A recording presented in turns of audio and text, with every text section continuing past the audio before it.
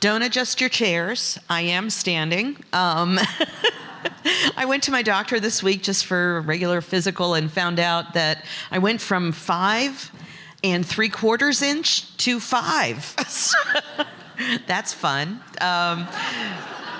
Yay. I keep telling my family if I lose any more height, I'll have my own TLC show, you know? The little autism to work specialist, maybe? I also, for any of you who are interested, I can actually turn on captions for my computer. So we have a signer as well, but would captions help? Thumbs up, thumbs down? Thumbs up for captions? Okay. It will help also when I show a video. And I found that the captions do a pretty good job. You know, if it says something weird, just enjoy the joke. It'll take too long for me to fix it. So it really is lovely to be here in Central Illinois, and it's lovely to see all of you on a very nice morning. When I was packing, I said to Stacy, I looked at the weather and I was like, am I going to Illinois? It's going to be 77. I was expecting to have like my sweater dresses and, you know, all of that. But no, and you've got beautiful weather for me. So thank you for that.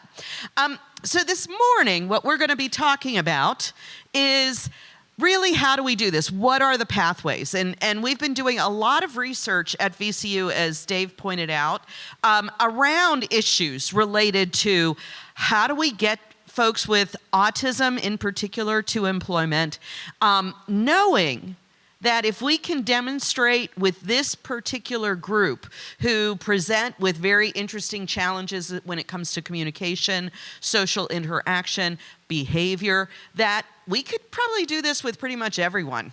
But it's worth it for us to take just a moment to talk about where are we starting. And where we're starting with this group is not great. Among people with disabilities, people with autism in particular, have really the most poor outcomes, even more so than others with different disabilities. Their employment rates are very low nationally. People kind of look at this group and go, yeah, I don't see employment here. And so what we know about this group is that they are unemployed and underemployed at higher rates even than others with disabilities. When we see these folks, and that's across the entire spectrum. So for those of you who are high school teachers and you are supporting those individuals who maybe you look at them and you think they're pretty able when it comes to their cognitive abilities, the outcomes for those guys are in some ways even worse. You know, folks with master's degrees and PhDs who are struggling to find part-time employment in the service sector. So this is a group that really struggles for one reason or another.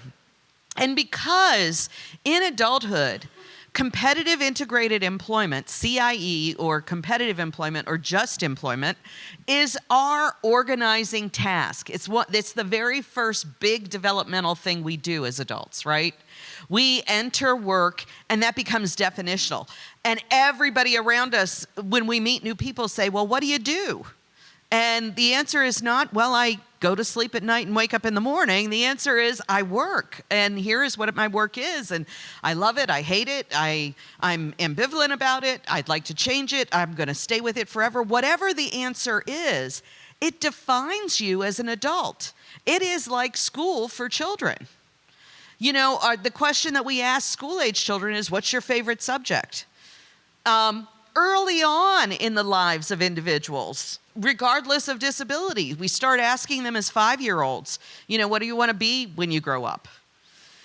Usually because we're looking for ideas, right? Oh, a Teenage Mutant Ninja Turtle? That sounds like a great idea.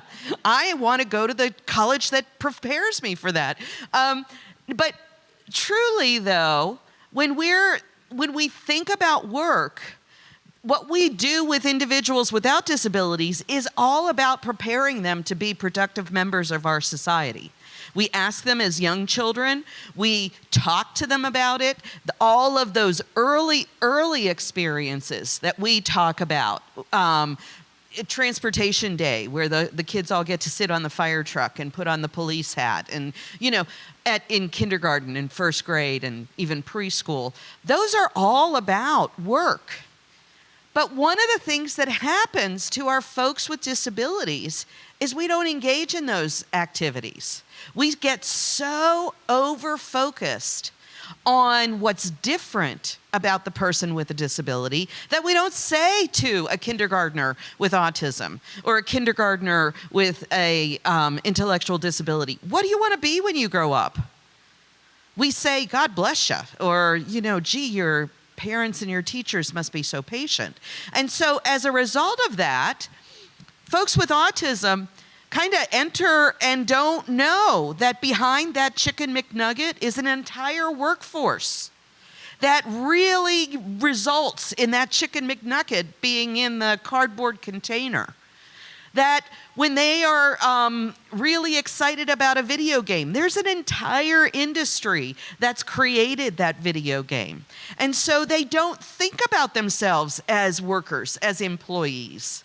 Very often in schools, we don't give these guys, the jobs that other kids get in elementary school. The paper passer outer, the line leader, those kind of experiences that begin to place responsibility on an individual to work.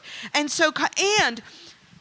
I don't know, I know we are talking to an audience of professionals, but I know that some of you are probably also parents of individuals with disabilities or siblings of individuals with disabilities. The other thing we don't do for our folks with disabilities is we don't really say, go out into this big wide world and go help Mrs. McGillicuddy cut her grass to earn $5, Or the neighbor down the street needs help carting her Christmas decorations up to her attic or his attic. Go help them and you'll earn some money. So all of these early developmental experiences that we provide for kids without disabilities are left out of the experiences that individuals with disabilities, and particularly individuals with autism, have. And that even carries forward. We've all had in our lives what I refer to as kind of our early adolescence crash and burn jobs. Maybe you delivered papers or you worked at the local factory, putting labels on cans or something like that. Jobs that were awful and horrible and you hated and you couldn't wait until you were out of that job. Well, and maybe you even got fired from some of those jobs. It's very flat here. Stacy pointed out, and I don't think we hit even one hill. Even like the ramps onto the highways and off the highways were pretty flat. And I grew up in my youth in Pittsburgh, very, very hilly. And my crash and burn job was delivering a free paper called the Green Tab. It was like, a penny saver kind of paper, a paper that you would look at to get, it was the early 70s version of Facebook Marketplace, right? I no longer want these ugly shoes, so I'm going to just put them on Facebook. We used to put those in the Green Tab, and it was free.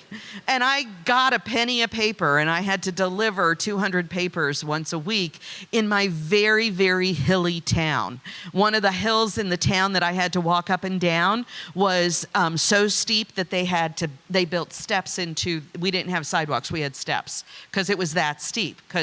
And there were hills in my town that if it snowed, they just didn't even try to remove the snow. This was Pittsburgh too. This wasn't Virginia, where the threat of snow closes the entire state and the National Guard comes out. This was Pittsburgh, where a foot of snow, 10-minute, 15-minute delay. You can wear pants to school.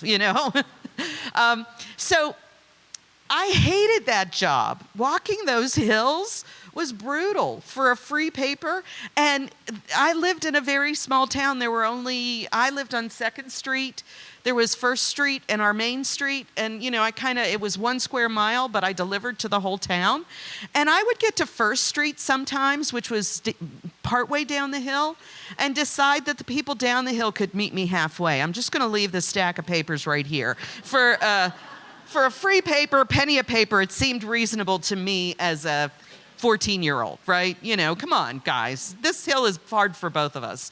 Meet me halfway. So I would leave them at the, corner store.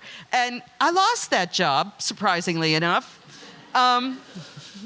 But I learned really important lessons at that job, right? I learned I got to do the job the way the boss wants me to do it. Apparently, he really felt very strongly, or she, I don't even know who my boss was, felt very strongly that those papers should be delivered to every single door in this town with a lot of hills. And because it was a lot of hills, you'd walk down the steps and then have to walk up the steps to the door. And even then, I was like, well, can't they meet me at least at the bottom? No. Had to deliver them everywhere. And even though it was a penny a paper and I made, $20 a week, that $20 meant something to me. I was kind of missing that $20 once I got fired from that job. And so I learned really simple lessons like, one, I better figure this employment thing out, right? I don't like being fired. That was kind of a not fun experience. Two, I better figure out what I like to do. No one ever looks at their worst subject in high school and thinks, I'm really, really bad at physics. I should probably be a physicist, right? And yet that's what we do with folks with disabilities. We spend years in their IEPs talking about all of their weaknesses and trying to somehow attenuate them and teach them. And I've even had discussions with parents when we move into the project that I'm going to present this morning. And we work intensively with them to find out what they like to do. And parents will say, yeah, but they're not communicating enough. And then I say, yeah, but neither are the rest of their coworkers. That's the job. They communicate with each other when they need to, when they want to. But communication isn't all it's cracked up to be every single minute of every single day. It's okay to do something that you like to do instead of always focusing on what you don't do well. And so that's another aspect that happens to individuals with autism. And so we see these outcomes that kind of demonstrate unemployed and underemployed than others with disabilities, low independent living. Once you are not able to work, you are also not able to live on your own. And I don't want to steal my own thunder, but we've found that work actually is a very good thing to do for every aspect of your life, okay? And then finally, probably the most debilitating of all is the low incidence of friendships and relationships.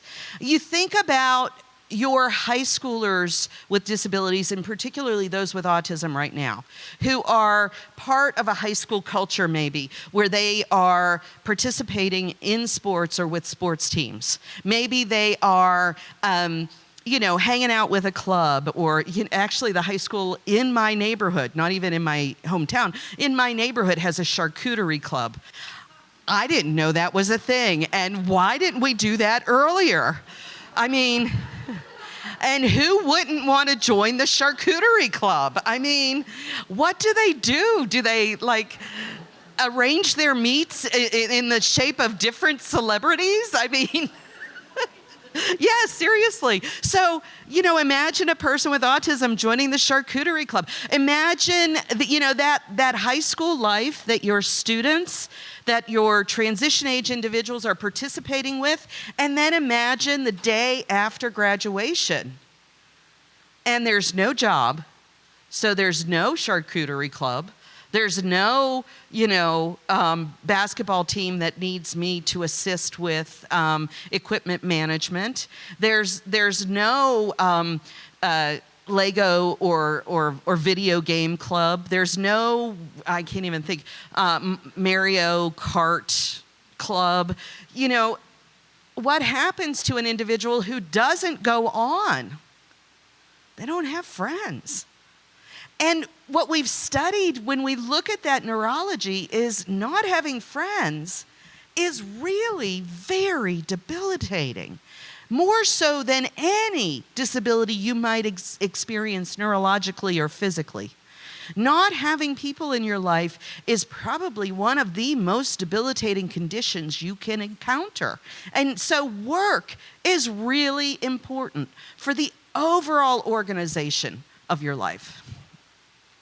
What we've found, we've been studying what do we do with this particular population for 15 years. And what we found is, one, they can work. And they can work really, really well. I'm going to show some videos today and stories and tell multiple stories about how many of our folks with autism with fairly significant impact beat us in terms of their productivity and their attention to detail. So what do they need? They need employment supports. So this is a group that really struggles. They might learn how to flawlessly do the task, but where they really struggle is in the social supports and in managing the everyday changes of an environment of work. These are not folks who are going to some kind of very special program where they are working with under weird lighting and, snoozling rooms and sensory. They are working in a major metropolitan hospital where lights are really important, where the lights are full blare, where the noise is the noise that a hospital has. And remember, I'm old enough to remember when there used to be signs that said quiet hospital. Hospitals are not quiet. They're the noisiest places ever. They need real work experience during high school because they are not exposed to those developmental experiences that I talked about earlier. They need us to plan and deliver those experiences in very real ways, and not as field trips, not as let's take all 10 of my class of students with intellectual and developmental disabilities to the local Chick-fil-A and we're going to volunteer for an hour. Like Chick-fil-A needs a volunteer program. What I mean when I talk about real work is they need to know what's involved in the world of work. They need those experiences that we all had, maybe partly out of a real desire to see them grow, but also maybe a little out of spite. If I had to walk those hills and deliver those papers, by God, everybody should, right? So, and then finally, they need good assessment. This understanding of strengths and preferences and what you're good at and what you want to do, it takes some creativity. It takes some real time for us to figure this out. And this population in particular, because of their both naivety about how the world works and prickliness. They are naive and prickly, So they're going to display some interesting behaviors when you're working on assisting them in this transition. And when I say prickly, I mean I'm going to throw things at you if I'm upset. That's kind of prickly. So they're going to experience some stuff. Every person in transition experiences stuff. So, and some people throw things at you, some people withdraw, some people hide in their bedrooms or live on their couches and play, I don't know, Zelda or whatever game is the hot game right now. Last of Us, I guess Last of Us is really popular. Yeah, true, yeah. I'm really outside of my expertise area when I talk video games. I'm happy when I can drive safely from my home to my work. That's as far as my video game experience goes. Finally, the connection to adult services. What's so wonderful about this center that Stacy and Dave have worked on and this particular gathering is that you are an interdisciplinary group. You are from the world of VR and education. You represent that cross-section, that handoff. And one of the things that we've found that's really essential for this particular group of individuals is that handoff. Because this is not a group that says, I have a disability. Here are my accommodations. If you could assist me with these, I'd really greatly appreciate it, right? This is the group. They're naive and prickly. And so when you don't know those accommodations, you're going to get something thrown at you. So you really, really need to have a much deeper knowledge in the transition period. That's not a reason to give up. It's a reason to do this better, okay? We know that adult service providers need training here. We know that this big wave of autism has been coming your way. And at this point, I'm talking to those of you who are employment specialists, who are VR, vocational rehabilitation counselors who are working in adult services. We've known for a while that you were going to get hit. Education was rocked about 20 years ago when all of these kids with autism started showing up in classrooms. And it was all the rage that conference upon conference upon conference talked about, what do we do with kids with autism in schools? What do we do about early intervention? How do we meet the needs of those twice exceptional children who are really, really bright and really, really challenging, right? We've been looking at that and studying that. I'm not sure we've solved that problem, but we've been talking about it for a while. We've known that those kids are going to grow up because that's kind of how it works. You know, one day you're 5, and then the very next day, in the blink of an eye, you're 25, right? The parents in the room of any child know that, right? Unless you're the parent of that 5-year-old and you're like, please, will you grow up? So we know that they're coming your way. And we've known for a while that we have to figure this out. We've been doing research for 15 years on what do we do to support these youth. And so we've learned some things, but we have so much more work to do to assist you. And so we know that you need training. And this center in particular, and this conference specifically today, is an attempt to begin to address that. A beginning, okay? Finally, we know that employers need these workers. I am going to share one story.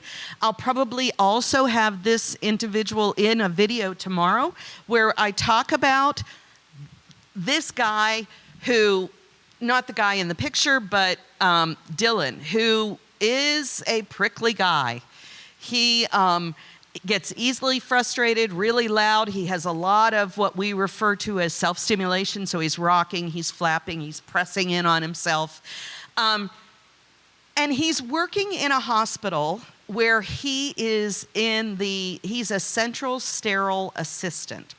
So what he does is once surgical instruments are sterilized, he takes those surgical instruments, he puts them in a plastic envelope, vacuum seals that envelope so that it is now continuing to be in a sterile environment. He then logs that with a barcode, and that barcode is logged so that they can track wherever that instrument goes. So when it goes into surgery, every instrument is logged in and logged out.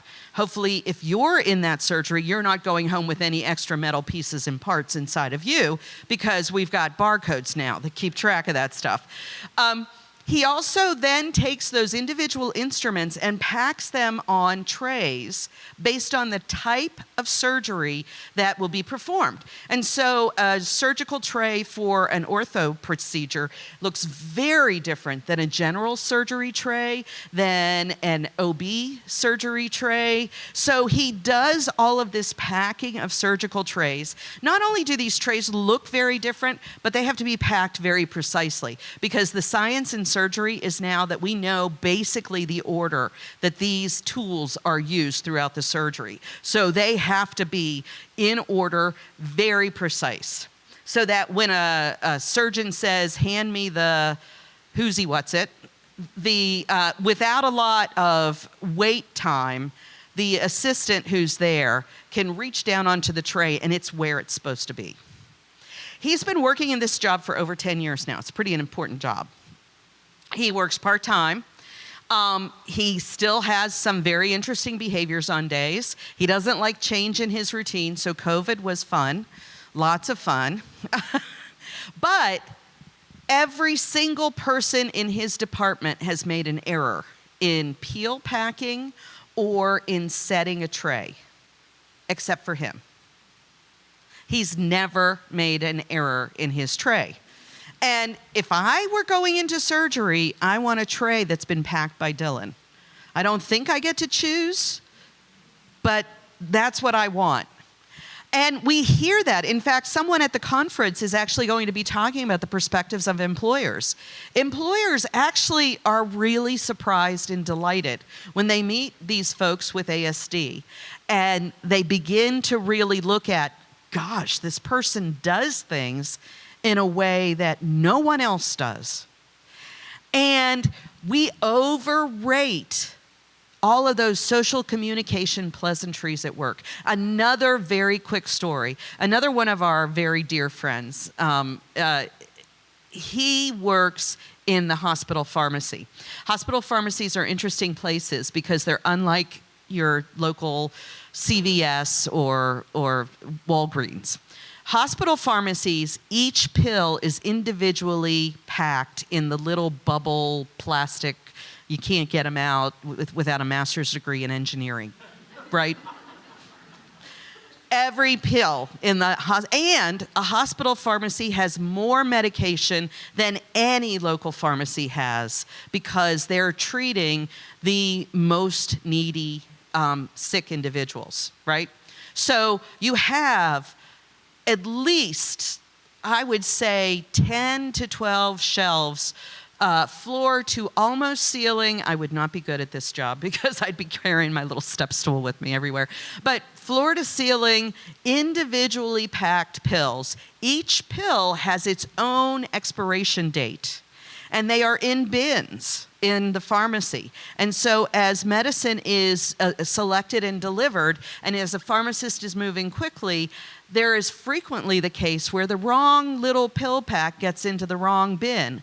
Even worse, it's frequently the case where the expiration dates aren't carefully tracked because the medicines get out of order. So this was totally a customized job. It was a job that did not exist until this young man took the job. And what he does is he spends half of his month at work going through and front dating all of the medicines. So the soonest to expire are at the front. He pulls all expired medicines, and then he ensures that medicines are in the right bin. Now, to my point about social skills, if you and I were working that job, and if one of our good colleagues walked by and, they would say, hey, did you watch the women's final on Sunday? And we would say, oh, yeah, that was an incredible game. What about the reffing? They're throwing elbows and that's okay, but they move a ball and that's not okay. Wow, that was crazy. And oh, gosh, those girls can play, right? So we're going to talk. And then we're going to turn around and look at this massive wall of medicines that we've been working in and lose track of what we were doing, right? If I walk up to this guy in the middle of his day and say, how you doing? He says, working hard, move on.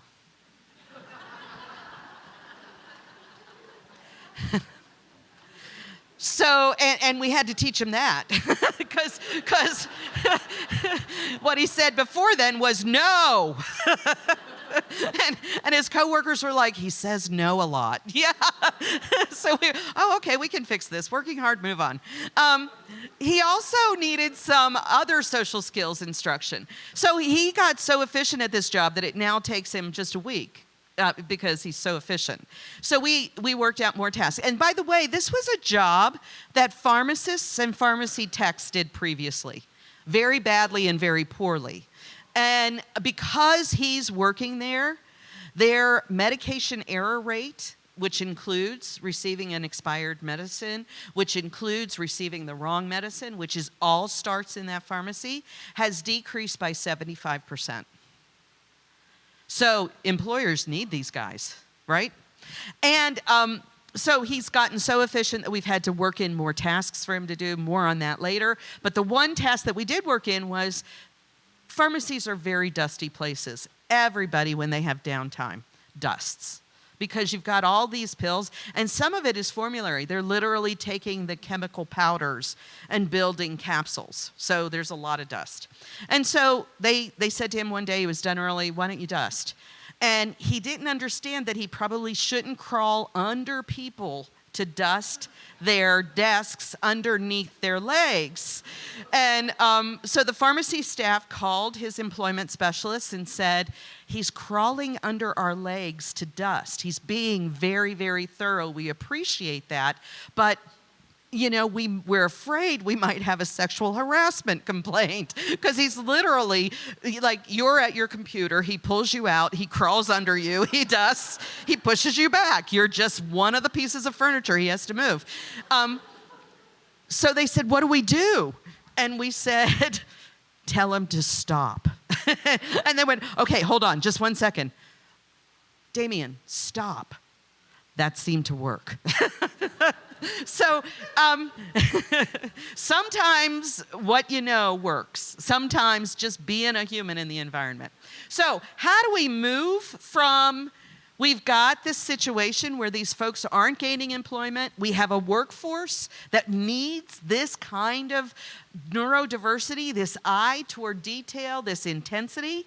Well, we really do refocus on those strengths, interests, and preferences.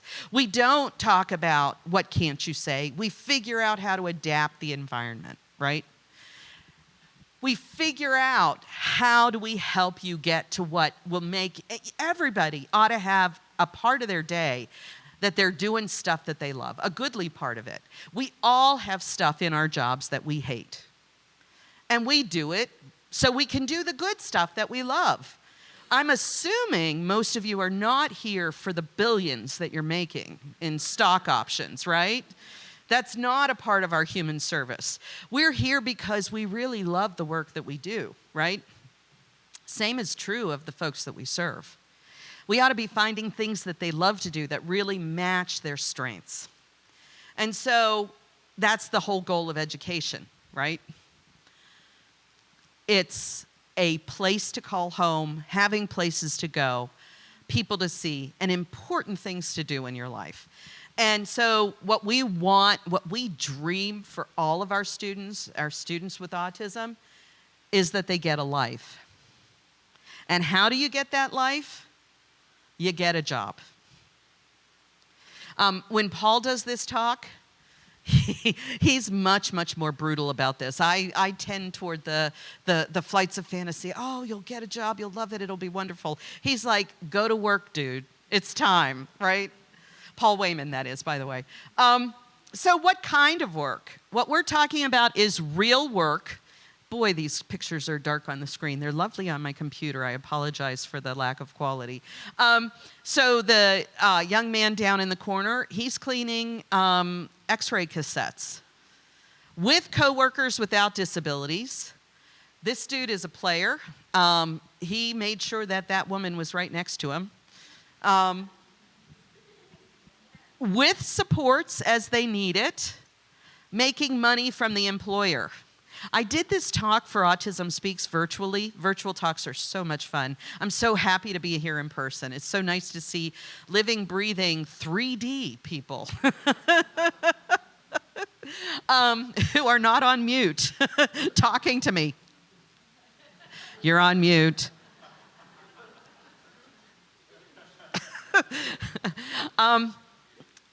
And real pay. That the pay comes from the employer. When I did the Autism Speaks talk, they said, who pays these people? Oh, it's a program. No, it's not a program. These employers are hiring these people at the prevailing wage, which in Virginia, our minimum wage has risen to 11 some an hour. We're not quite where you guys are yet, but we're on our way to 15, and we'll get there just when everybody else is at 18. No doubt about it. We boldly go where everyone has already been.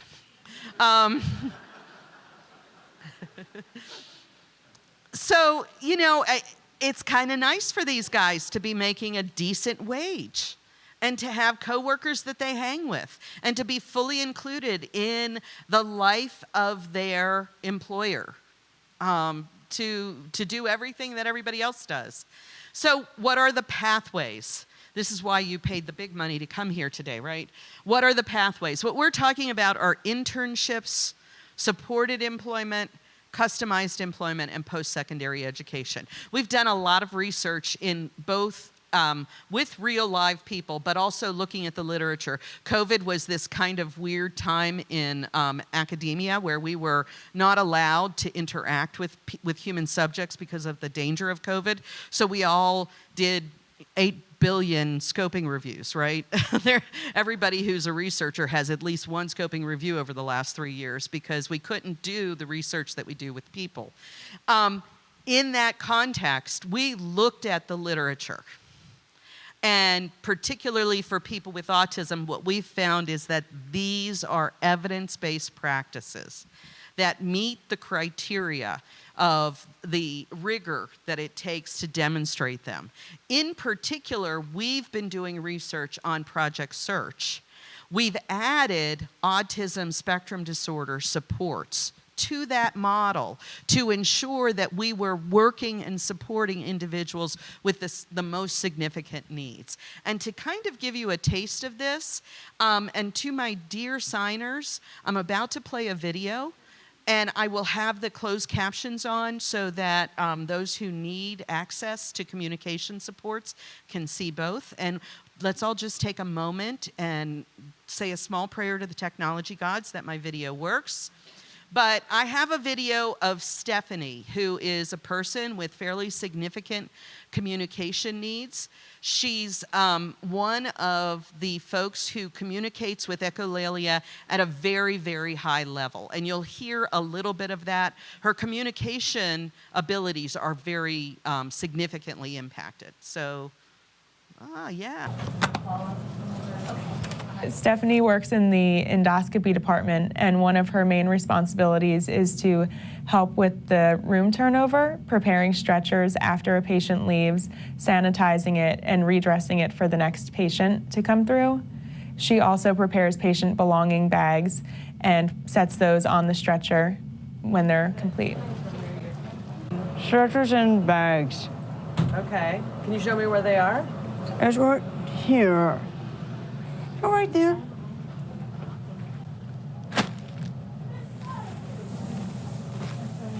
One of Stephanie's internships was in the endoscopy department. She was actually the first intern that we ever had in the endoscopy department.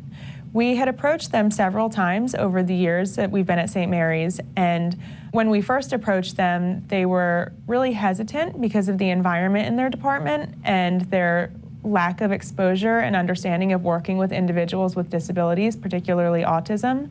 And so they had initially said that they'd really prefer not to work with us. They just didn't think it was a suitable environment. And over the years, we continued to stop in and just check in and see if maybe they were ready for us this time. And we worked with we got to speak with one manager who said, you know what, I've seen a lot of the guys around the hospital and they're doing things that I never thought that someone with autism was going to be able to do. So I think there are some things here that we can explore. She was really concerned about the sights, the sounds, and the smells that might be in the endoscopy department. And so she asked us to try to work with somebody who would be able to work with the different smells and sounds and be able to take them seriously. You might want to cut this, but one of the things that we actually did was we downloaded an app that made different sounds, and we played it in the classroom, and we were playing them pretty loudly to see who would respond and who was responding appropriately to these inappropriate sounds that we were playing in the room. Once endoscopy decided that they were open to working with us, they asked us to come down, and we toured the department with them and started to identify some different tasks that needed to get done, that some of them were getting done regularly, but they were being done by nurses who were being pulled from providing patient care. And flat sheet, flat sheet, flat sheet.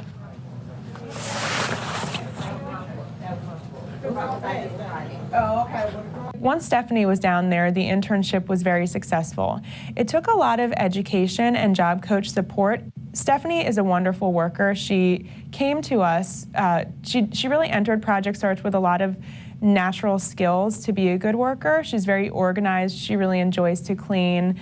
She follows instructions very well. However, she does have echolalia, and so this made it difficult for her coworkers to know how to interact with her. A lot of the teaching that we did down there was not necessarily for Stephanie to teach her how to do her job, but to teach the coworkers how to interact with her. Hi there. That's Stephanie. How you doing? How you doing, Steph? Doing good. The coworkers would sometimes provide Stephanie with instructions for different job responsibilities, and she would repeat them and not demonstrate to them that she was understanding. So we really had to work with the department on having them provide an instruction, pause, and have her repeat it, and also that written instruction she responds much better to. And hello, case. We ended up writing a social story for Stephanie. She does very well with social stories to help teach her how to handle a particular situation. And on top of that, we also contacted her mom because family support we found is extremely important. And the more support that we have at home, if we put a plan into place at work, we like to let the family know as well so that they can reiterate and reinforce from their end as well. Okay. So let me just put some context around Stephanie and her work in the endoscopy unit. So endoscopy, does everybody know what that is? Endoscopy, colonoscopy. They literally didn't want anyone with autism working there because some of us are old enough to have had a colonoscopy. Yeah, the sights and smells and sounds were literally like the nurses will tell you, the sheets move when some of these people fart because you are, like when you get a colonoscopy, they're filling your gut with air so that they can see all the tissue and they can get it all spread out. And so as you're coming out of your very, very nice, like the day before the colonoscopy is awful, the day after is the best day you'll ever have in your life. You're not worried about anything. You have the best sleep you've ever had, and you're farting and you don't even care. A lot, really loudly. And so Stephanie was someone who, so nurses are turning over these bays, and patients are having to wait for procedures because a nurse is caring for a patient instead of setting up a patient belonging bag and moving a stretcher from one place to another. And, you know, nurses have really important skills. Making a bed is not one of the reasons they were hired, right? So we ought to have people working these jobs that really make a difference. And this was a tremendous match for Stephanie. So we looked at Stephanie, and literally Alyssa, who was her employment specialist, had an app on her phone that made fart noises. And they played it really loud in various places to observe who's not responding to this, who's not giggling, who's not like saying, whoa, that was loud, you know? And Stephanie was a really nice match for this department. So that's a marketable skill. It is really critical to look at this and to figure out. And there are two ways we do this, and we've used a lot of internship experiences that really end up acting like very, very intensive vocational evaluations. This is a group that they don't come to you and say, you know, I really like organization, so a job where I organize maybe materials like in a hospital, like maybe I'll pack patient belonging bags, that would be a good job for me. That's not what happens when we're working with someone like Stephanie. If we were to say to Stephanie, where do you want to work? She would say, work hard, good work. Stephanie, I am work, good work, right? So she's not able to really participate in the development of that goal. It's only through providing her with an internship experience where we observe her and observe the way she works and observe her doing things that she likes to do. So much of what we all do in school is the stuff that we don't like, right? So we really do have to get out of school and into the community. We did some research last year, and we asked people with intellectual and developmental disabilities, their family members, their support providers, pretty much teachers, everybody. We asked, should internships be paid or unpaid? And there was a pretty strong consensus that internships should be paid, that we shouldn't be taking advantage of individuals with disabilities and asking them to work for free. That said, the Department of Labor does allow for educational internships. So it's something you have to sort out and work on as you develop internships in your community. But for this particular population, internships were a gift that keeps on giving. Not only do people like Stephanie get to demonstrate their extraordinary competence at tasks that everybody else doesn't like and doesn't do well, the employer gets to see Stephanie as someone who really brings something to their place of work. This is not a charity for this hospital. They didn't hire Stephanie to be nice. They hired Stephanie because they had a business need. And I think that that is another important aspect of internships that we often overlook, is that businesses don't know developmental disabilities. If you walk in and you say, hey, I've got this person with autism, will you hire them? Nice people will say, well, yeah, sure, I'll give it a whirl, and not understand that you're bringing an employee to them. And so sometimes you have to level set because they have very low expectations. Yeah, I hired this guy because I have some extra money and he's nice. I'm not expecting him to work. That's not what this is about. This is about real work for real pay. The business supplies the mentor. And so Stephanie had people that she worked with, and Alyssa talked about it. Those people didn't know how to communicate with her. They would say to her, hey, Stephanie, would you go over here and do this?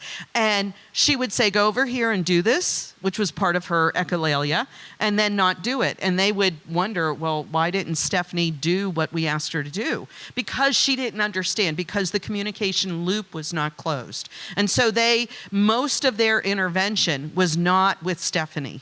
It was with her coworkers. Stephanie learned how to do that job very well and very effectively. What she struggled with were the social communication aspects of being asked to do something, of incorporating that into an already busy routine that she was focused on completing. And so we had to work on that.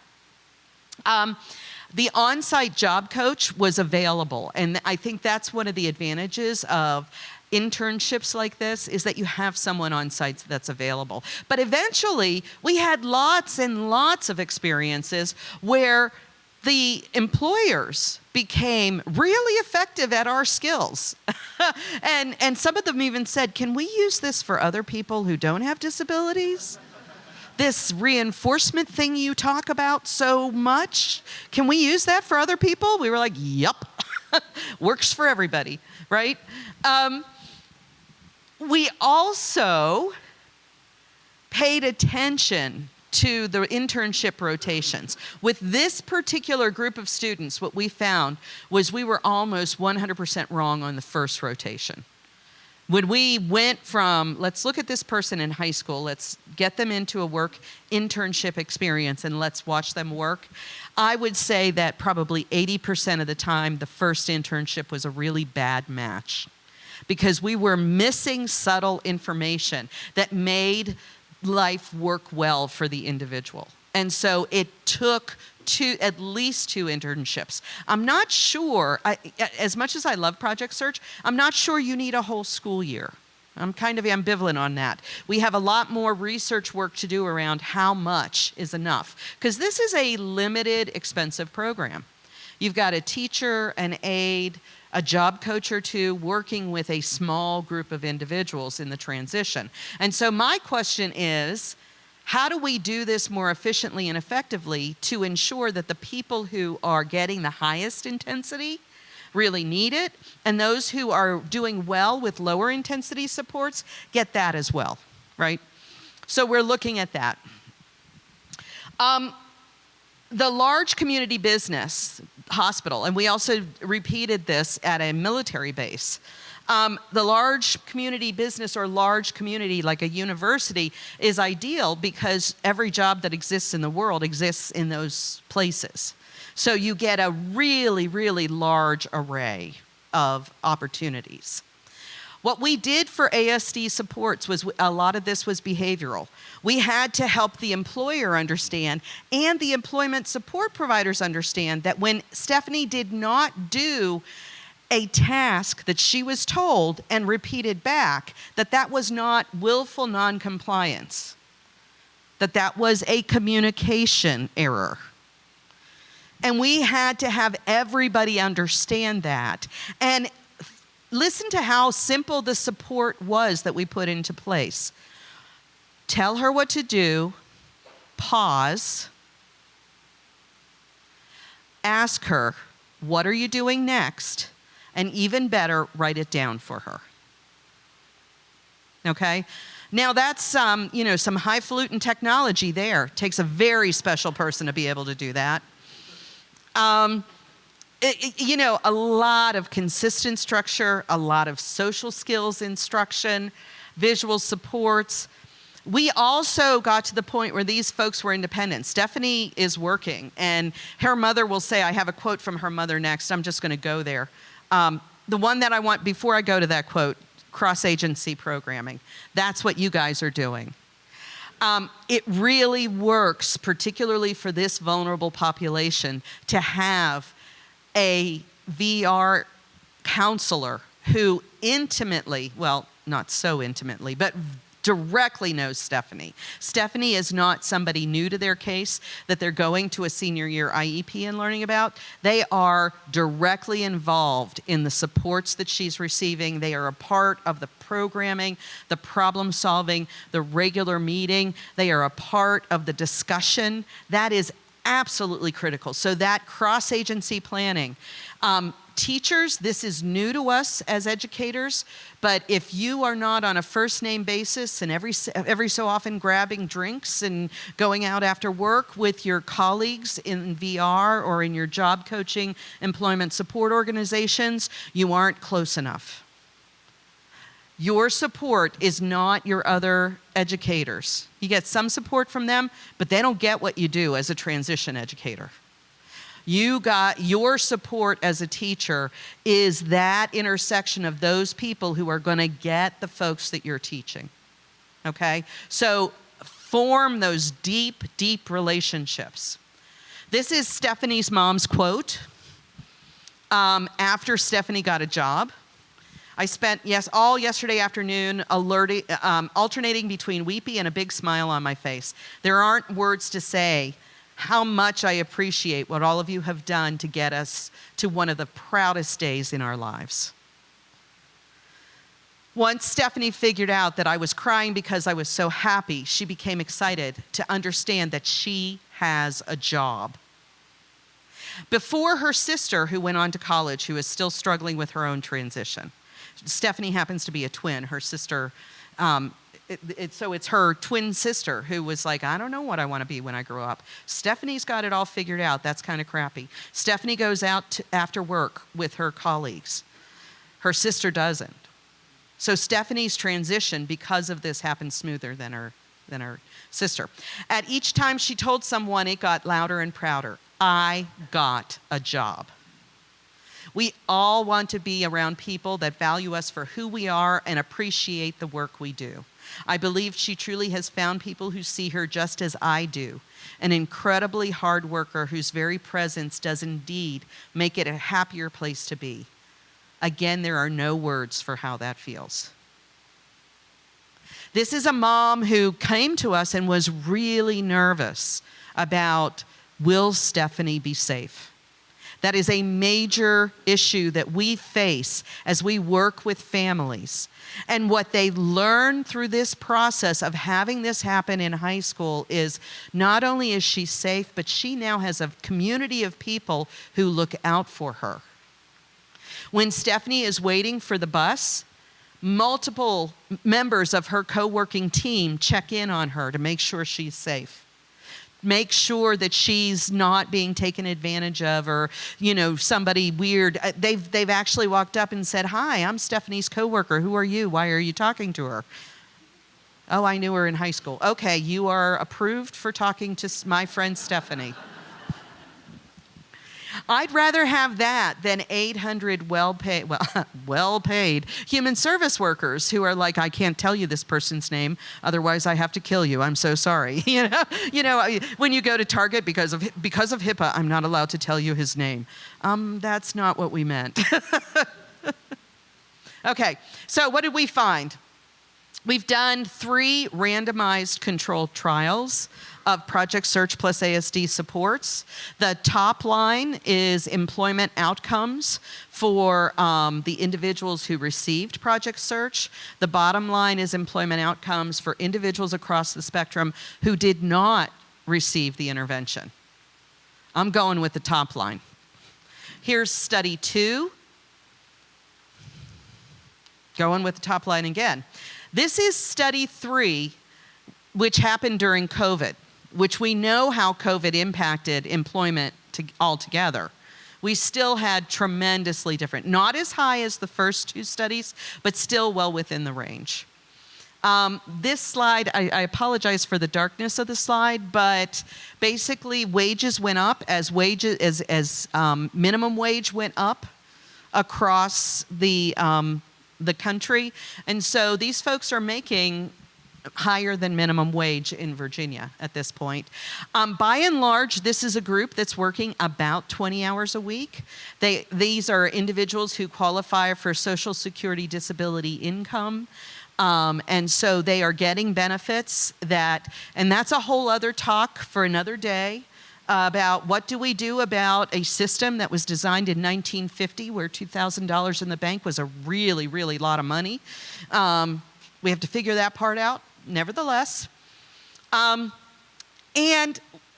the time to employment after graduation, much, much quicker than the years that some people wait, right? 18 weeks, 28 weeks. And that 28 weeks was during COVID. So still pretty good outcomes. Here's the thing that surprised us. We looked at using the support intensity scale, which is a kind of an intense scale. We looked at what happens to these people before they go to work and after they go to work. And we expected to see employment activities, the subscale called employment activities, improve. After all, they're working, so yay. But we saw everything improve. These folks were reading better than their peers who remained in high school and then graduated and went nowhere. These folks had more social interaction. They were safer and they were healthier than their peers who did not go to work. They had more activities in the community and more ability to fully integrate and be independent in the community. So literally what we found is that competitive integrated employment reduced the support needs of individuals with significant impact from autism. So as you're telling this story, I think it's really important to tell families the next program is work. There is no day support program. There is no sheltered work. There is no other adult program that matches the outcomes that we get when people go to work. And these were randomized studies. So these folks started with the same level of support needs and ended very differently just by virtue of working. So it's a really important story to tell. Checking time. I've got 5. Okay, good. So what have we learned? Here's what the business people told us. Having Stephanie, not just a person with autism, but having Stephanie and Damien and Dylan, the other stories that I told this morning, increased morale across all of our coworkers. So literally, we love this person. We look out for this person. We consider this person our friend. And we are all happier at work because they work here. It increased a sense of mission among the staff. It increased unit productivity. Managers learn management skills by having an employee with autism that they have to do this a little differently. And coworkers, it said, I opened my mind to the world of possibility. I have a couple more slides where I talk about this, like what does this look like in supported employment, but I think this audience in particular is well aware of the phases: the job seeker profile, job development, job site training, and then long-term supports. I will say that one of the things that Virginia has, and maybe it's because of the work of Dr. Wayman, is we have intensive long-term supports. Stephanie gets a job coach, an employment support provider, checking in on her, either directly with her or with the employer once a month for the rest of her job. So that when things go pear-shaped, and she, COVID happens and things change, we can get in pretty quickly and provide supports to her. Customized employment is really what we use an awful lot. The stories that I've told this morning are all customized jobs where we went to the employer and said, you have a need, we have a person, let's figure this out, okay? And that has been incredible. We also have post-secondary education as a pathway to get there, as long as that post-secondary education includes employment experiences. Absolutely essential. College for the sake of college, well, that was fun, but nobody wants that on their resume, right? Skills. I was able to drink a six-pack and not get drunk. Not a good skill for your resume. Not on Wednesday night. Okay, so here we are at the end of the talk, 9:44. This is what we want. Educators, you are not doing this for your guys to hang out at home. We know what happens when they hang out at home, when they go to day support programs. I can't tell you how many of the folks that we've supported were in day support programs where they got kicked out because they had behavior problems. But we get them to work and they don't get kicked out, huh? We want people to say, I got the job. That's really my message this morning. So I have at the end here our websites that you can go to get more information, and then too many research articles to actually quote. That's why they're in blue. But that's it.